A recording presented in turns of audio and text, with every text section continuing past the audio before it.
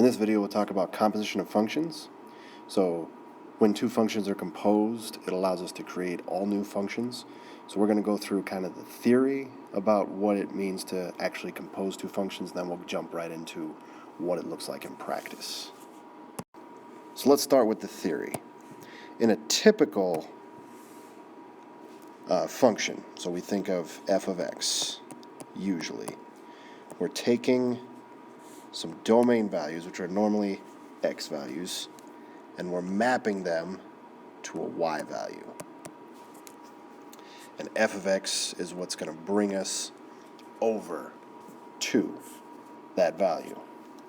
So what happens here is we have a second function. And we're taking our now y values and we're going to plug them into g of x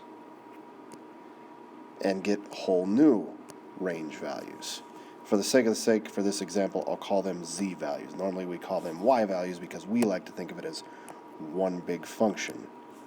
So we're going to compose the functions, and this would be g of f of x. And we'll talk about that notation, what it means in a second.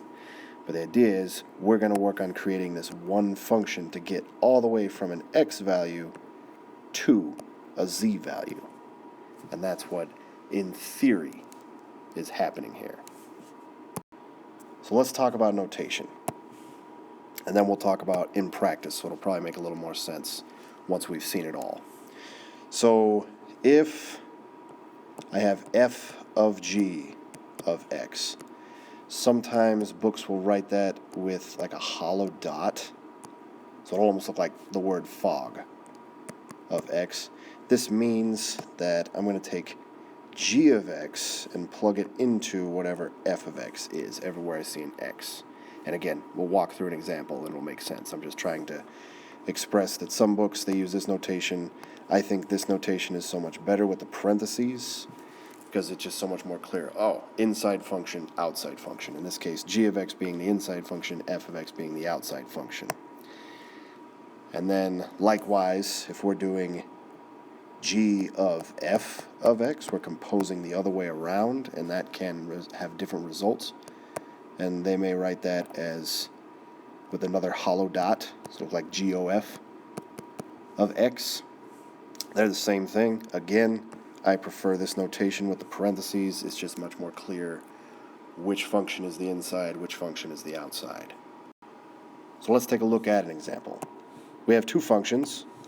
F of x is 3x plus 1, and g of x is x squared. And we want to find both f of g of x and g of f of x. So let's start with f of g of x.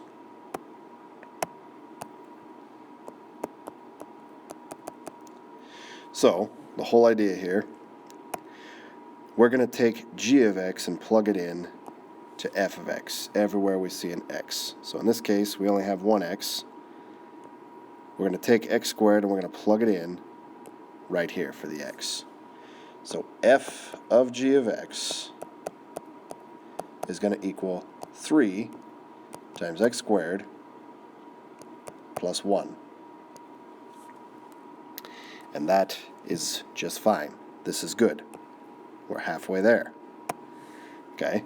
Now, this whole inside-outside function, this is kind of where it comes from. So we're going to take g of x and plug it in everywhere we see an x in f of x. That's what a function composition looks like. Okay? So let's take a look at g of f of x. Now, if we compose the other way around, so I'm taking f of x and I'm going to plug it in where x is in g of x. And if we had more than one x, we'd plug it in more than one spot. But just everywhere you see an x, plug in 3x plus 1 in this case. And just be very careful with your parentheses. So g of f of x is going to equal, well, I'm going to square it eventually, 3x plus 1. That'll be my new x, so to speak. And I'm going to square it. And that is just fine where it is. So there's our two function compositions. They are a little bit different, and that's okay. they're probably going to be different. For most functions, that'll hold true.